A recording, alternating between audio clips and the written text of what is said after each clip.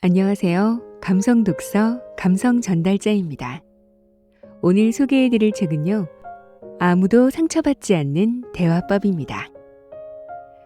무심코 던진 말인데 생각지도 못하게 상대방이 상처를 받거나 상대의 별거 아닌 반응에 주눅이 들기도 하고 인간관계가 생각보다 참 쉽지 않다라고 느껴질 때가 많은 것 같은데요.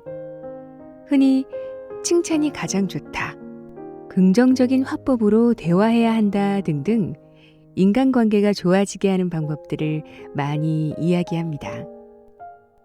이 책에서 제시하는 가장 효과적이면서도 극적으로 인간관계를 바꾸는 방법은 칭찬도 긍정도 훈계도 아닌 바로 부정하지 않는 것이라고 이야기합니다. 이것이야말로 인간관계가 좋아지는 가장 쉬운 비결이라고 하는데요.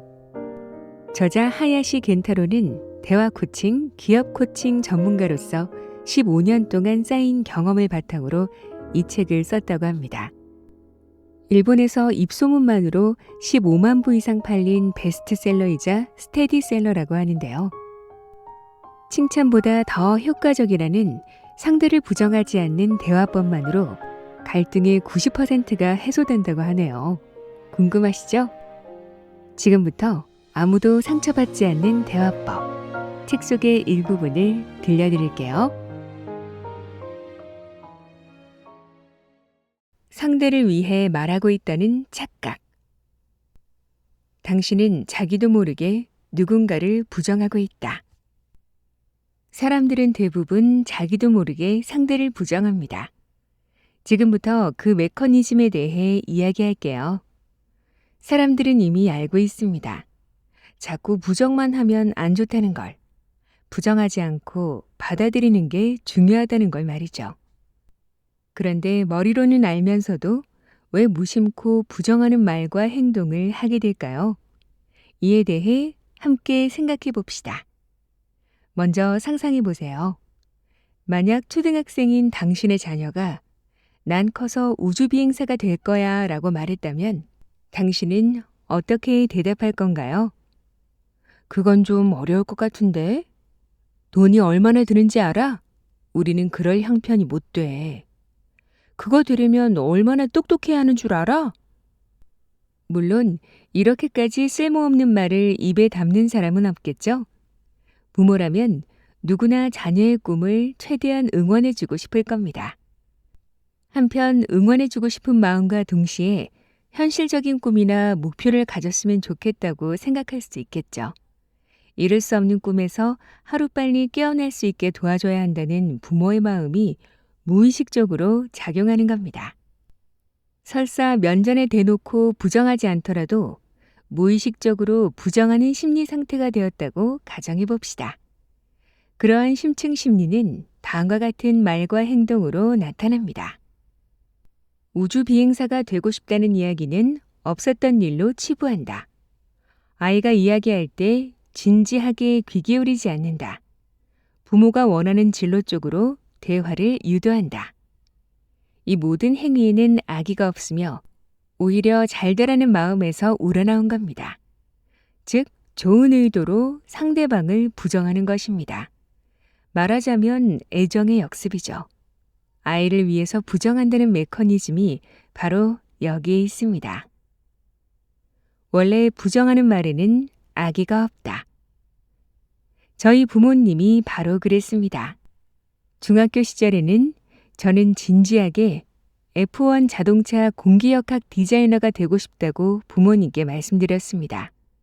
그 말을 들은 아버지는 깜짝 놀라며 이렇게 말씀하셨습니다. 좀 더 평범한 건 없냐? 하고 싶은 말은 알겠는데. 난처하다는 표정을 짓던 아버지의 얼굴이 지금도 똑똑히 기억납니다. 참고로 어머니는 하면서 한숨을 내쉴 뿐이었죠.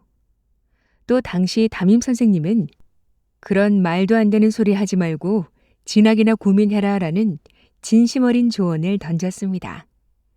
물론 지금은 다 이해할 수 있습니다. 나를 그렇게 대했던 어른들에게 악의가 없었다는 것도 그들의 상식으로는 그렇게 말할 수밖에 없었다는 것도 말입니다.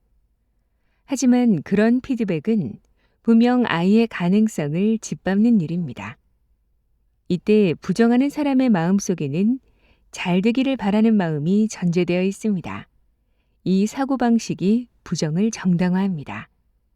이렇듯 원래 부정하는 말에는 악의가 없습니다. 그래서 더 골치가 아픈 법입니다. 지지와 응원을 받은 사람들이 깨닫게 되는 것들. 미국 카운슬러가 알려준 깨달음.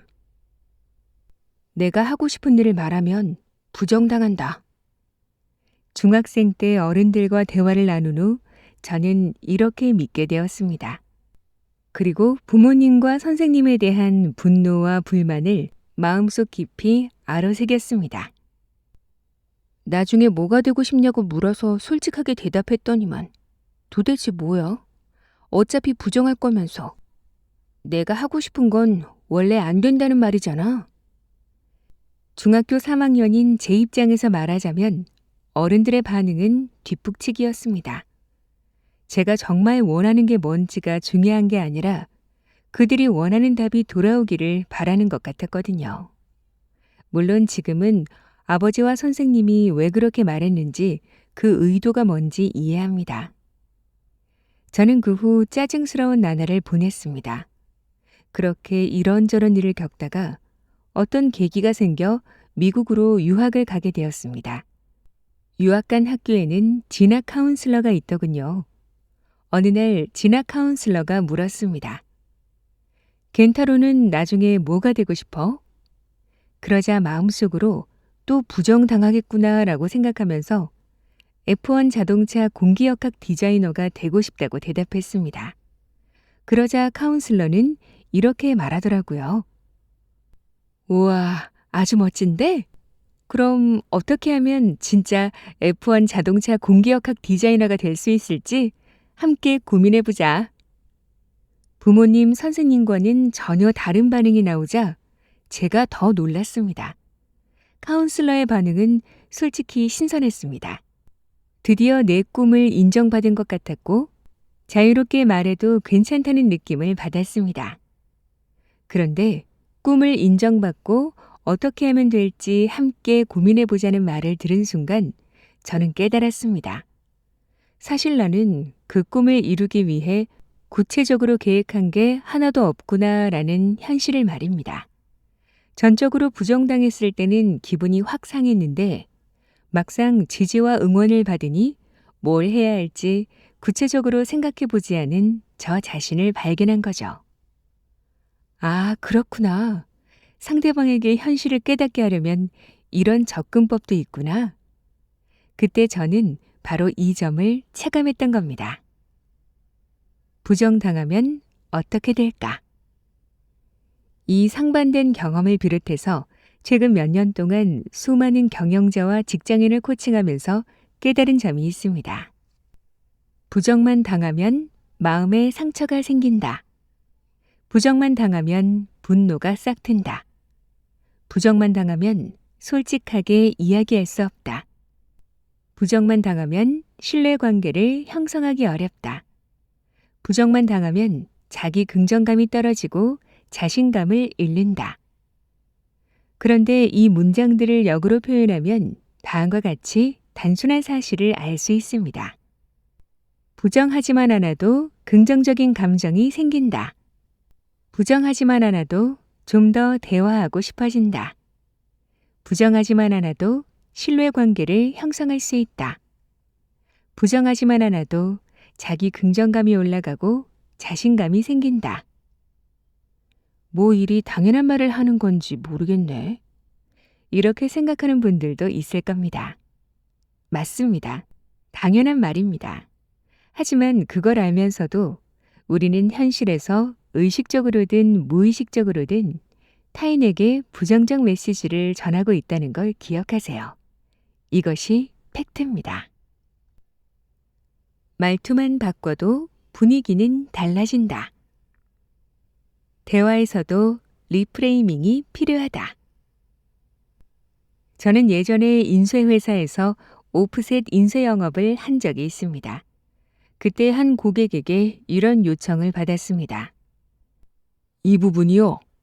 흰색 잉크로 해주세요. 사실 이런 요청은 고객들에게 자주 받았습니다. 아시는 분도 있을 텐데 오프셋 인쇄에는 원칙적으로 흰색 잉크가 없습니다. 실크 인쇄 기법에서는 흰색 잉크가 있지만 일반적인 경인소에 사용되는 기법에서는 없습니다. 그래서 베타 인쇄를 하죠.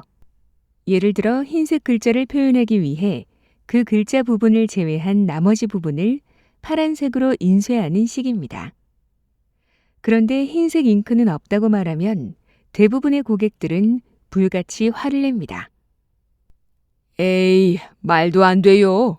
명색이 인쇄업자인데 흰색 잉크가 있다는 것도 몰라요? 공부 좀 더 하셔야겠네. 암튼 잔말 말고 하라면 해요. 아무리 하라고 해도 흰색 잉크가 없으니 저로서도 어쩔 도리가 없죠. 아니, 그러니까 흰색 잉크는 없다니까요. 내가 있다고 하면 있는 거야. 이렇게 아무짝에도 쓸모없는 논쟁이 한 달에 한 번 정도는 있었습니다. 그래서 어느 순간부터 저는 대응하는 방법을 바꿨습니다. 고객이 흰색 잉크를 써달라고 요청하면 없다고 말하는 대신 다른 화법을 써보기로 했습니다. 여기는 흰색 잉크로 해주세요. 흰색 잉크로요? 이 글자가 하얗고 또렷하게 보였으면 좋겠다는 말씀이죠? 맞아요. 흰 글씨로 또렷하게 보여주고 싶으니까 잘 좀 해주세요.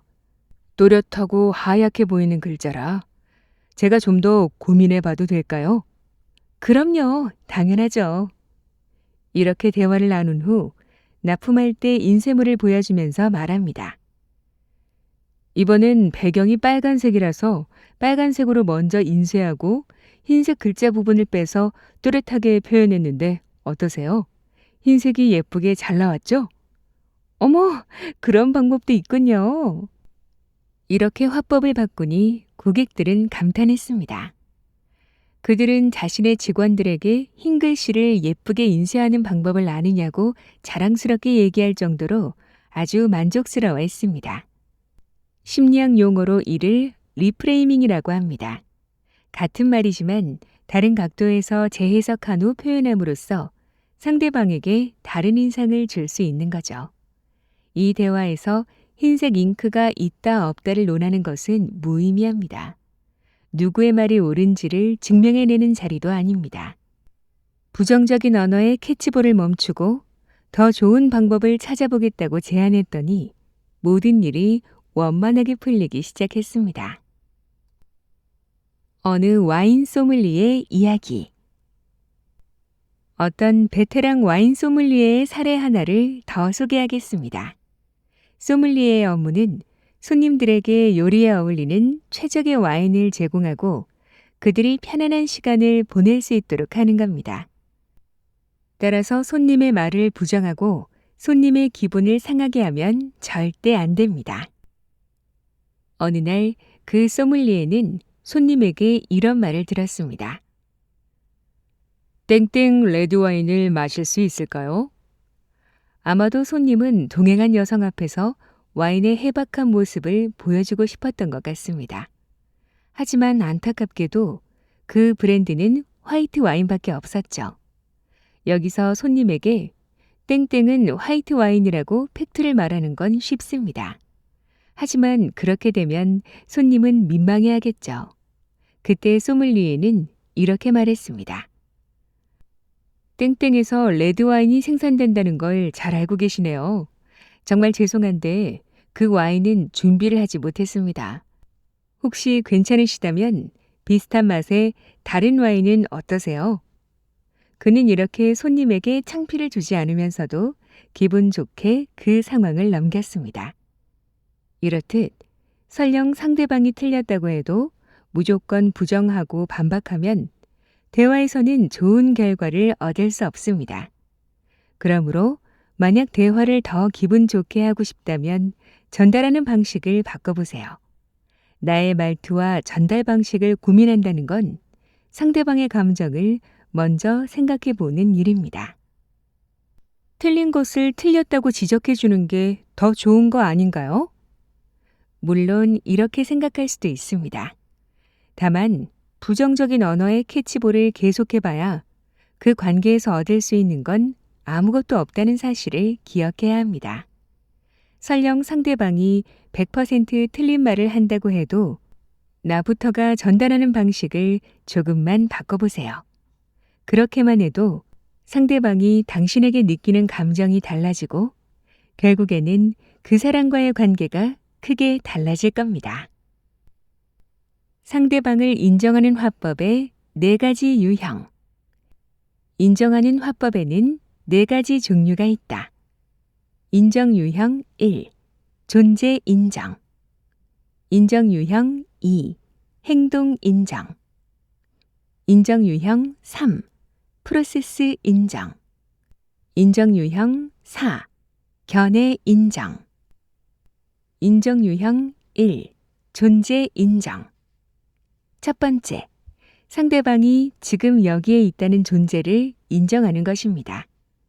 회사에서 팀원이나 직원들과 면담할 때 쓸 수 있는 말로 한다면 다음과 같습니다. 오늘 이렇게 시간을 내줘서 고마워요. 이렇게 얼굴 보고 이야기하니까 좋네요. 이렇게 있는 그대로의 사실을 객관적으로 전달하는 것이 요령입니다. 여기서 포인트는 2가지가 있습니다. 첫째는 내가 당연하게 생각하는 일이라고 해서 단정적으로 말하지 않는다는 것입니다. 둘째는 하던 일을 멈추는 것입니다. 예를 들어 당신이 뭔가를 하고 있는데 팀원이 말을 걸었다면 먼저 하던 걸 멈추고 그에게 몸을 돌리세요. 그리고 그 사람의 눈을 바라보면서 무슨 일이에요? 라고 대답하세요. 여기서 무슨 일이에요는 의문문이지만 당신의 몸짓과 맞물려 팀원의 존재를 인식했다는 의사표시입니다. 이것이 바로 존재 인정입니다. 이와 반대로 하지 않았으면 하는 행동은 다음과 같습니다.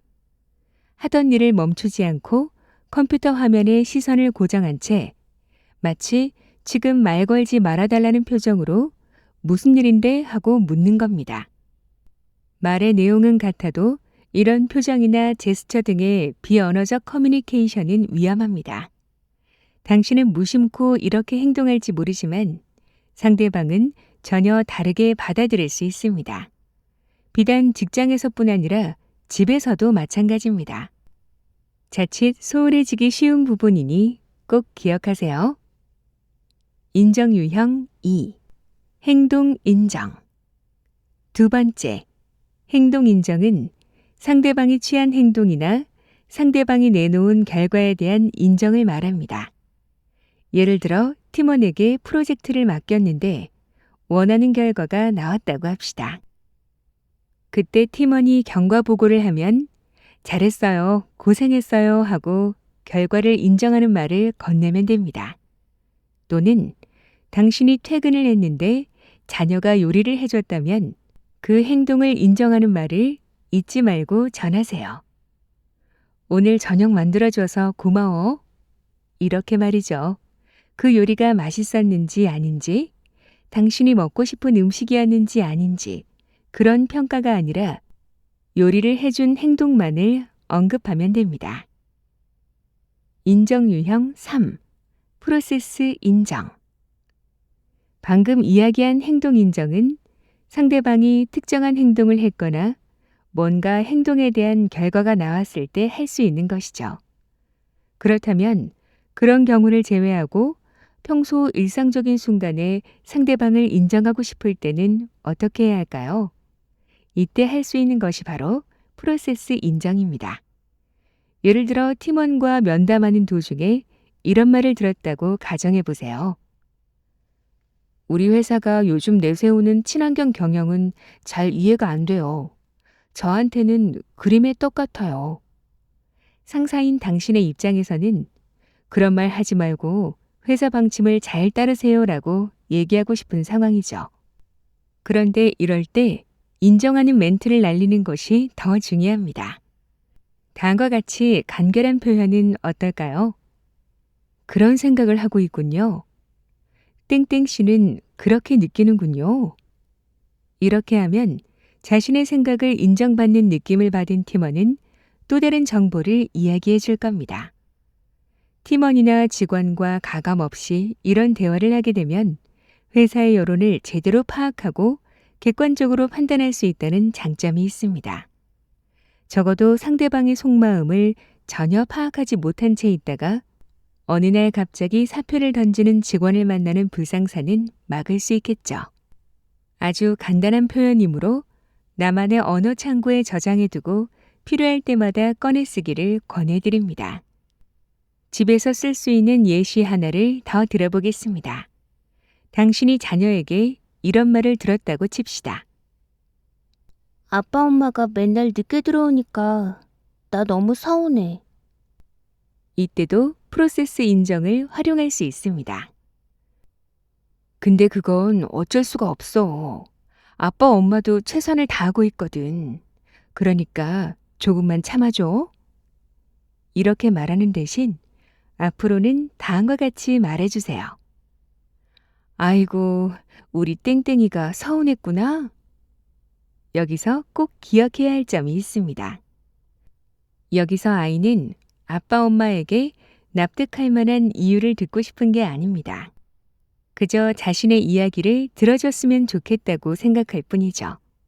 우선 상대방이 어떤 감정을 느끼고 어떤 생각을 하는지 파악하고 그 점을 인정해 주는 것이 좋습니다. 인정 유형 4. 견해 인정. 마지막으로 견해 인정은 상대방의 의견을 부정할 때 쓰는 인정 스타일입니다. 최근에 코칭을 배우기 시작한 분과 대화할 때 일어난 일입니다. 그분이 말했습니다. 코치는 클라이언트보다 한 발 앞서 있는 존재 같아요. 전문 코치로 오랫동안 활동한 저는 이 말에 동의할 수 없었고 바로 이렇게 반박하고 싶었습니다. 아니에요. 코치는 클라이언트 반발짝 뒤에서 걷는 존재죠. 하지만 꾹 참았습니다. 바로 그 순간이 견해 인정을 활용할 수 있는 절호의 기회였기 때문이죠. 그리고 이렇게 대답했습니다. 그렇게 생각할 수도 있겠네요. 그러자 그분은 자신의 의견을 거침없이 솔직하게 털어놓더군요. 견해를 인정하는 말에는 이런 변형된 표현이 있습니다. 그런 의견도 있을 수 있겠네요. 그거 참 새로운 발상인데요. 왜 그렇게 말씀하시는지 좀 알 것 같아요. 견해 인정은 당신의 생각을 확실히 받아들였다는 메시지를 전달하는 행위입니다. 이것은 당신의 생각에 동의한다 또는 반대한다와는 별개의 문제입니다. 야구로 비유하면 상대가 던진 공을 잘 잡는 것입니다. 그 공이 스트라이크인지 볼인지는 상관없다는 거죠. 이렇게 상대방을 인정하는 대화법을 잘 활용하면 굳이 부정하는 말을 하지 않아도 이야기를 잘 이어갈 수 있습니다. 마음을 움직이는 마법의 화법. 누구에게나 통하는 마법의 말은 앞서 상대방의 말에 동의하지 않더라도 상대방이 그렇게 말하고 있다는 사실을 인정하는 화법에 대해서 설명했습니다. 그런 상황에서 더욱더 좋은 관계를 만들 수 있는 마법의 단어가 있습니다. 그것은 바로 역시라는 단어입니다. 옛날 드라마나 영화 등을 보면 어머 사장님, 안목이 정말 뛰어나세요 라고 상대방을 치켜 세우는 오글거리는 대사가 자주 나옵니다. 그 시절에는 흔히 볼 수 있던 대화 내용이라 상대방은 기분 나빠하지 않죠. 그런데 안타깝게도 이런 표현은 요즘 시대에 쓰기에는 좀 곤란합니다. 대놓고 칭송하는 말을 했을 때 오히려 상대가 부담을 느끼거나 어색하다고 생각할 확률이 더 높습니다. 이를 대신해서 쓸 수 있는 표현이 바로 역시입니다. 이런 말을 들었을 때 기분 나빠할 사람은 없습니다. 참으로 신기한 단어죠. 이 단어는 이런 문장과 함께 쓰는 것이 좋습니다. 거기까지 알아차리다니 통찰력이 대단한데요? 역시 땡땡씨답네요. 역시 땡땡씨는 남다르네요. 한 단계 위로 올라가려는 의욕이 넘쳐요. 저는 코칭 커뮤니케이션 전문가로 자주 강의를 하는데 이때 지나치게 칭찬하지 않으려고 주의합니다. 그런데 역시는 써먹기 좋은 표현이라 적절히 활용합니다. 다시 말해 역시는 대화의 윤활유가 된다는 뜻입니다. 원활하게 대화를 이끌어갈 수 있게 도와주는 표현이니 여러분도 꼭 활용해 보세요. 누구에게나 통하는 마법의 단어는 역시라는 단어였습니다. 저도 참 좋아하는 단어인데요. 역시라는 단어에는 상대방을 인정하는 것과 동시에 믿음이 실려 있는 단어죠. 저자가 제시하는 상대를 부정하지 않는 대화법은 어쩌면 우리의 인정 욕구와 크게 맞닿아 있는 것 같아요. 상대를 부정하지 않는 것이 꼭 말로만 하는 부정적인 표현뿐만이 아니라 무관심이나 침묵, 인상 쓰는 표정이나 한숨 같은 메시지도 전부 부정에 해당된다고 합니다. 특히나 가족 간에 이런 경우가 많을 거라고 생각이 되는데요. 부모니까, 배우자니까, 내 아이니까 이해하겠지 하면서 내가 기분 나쁘다고 불쑥 화를 내거나 바쁘다는 핑계로 듣는 둥 마는 둥 상대의 대화를 넘겨버리거나 한 적 말이죠. 저도 이 책을 읽으면서 생각지도 못하게 소중한 사람들을 속상하게 한 적이 많았겠구나 싶어서 반성이 많이 되더라고요. 아무도 상처받지 않는 대화법 책 속에는 실생활에 바로 활용할 수 있는 예시들이 많이 나와 있으니까요. 생활 속에 바로 적용해 보시면 많은 도움이 되실 것 같아요. 오늘도 끝까지 함께 해주셔서 감사합니다. 그럼 저는 또 좋은 책으로 찾아뵐게요.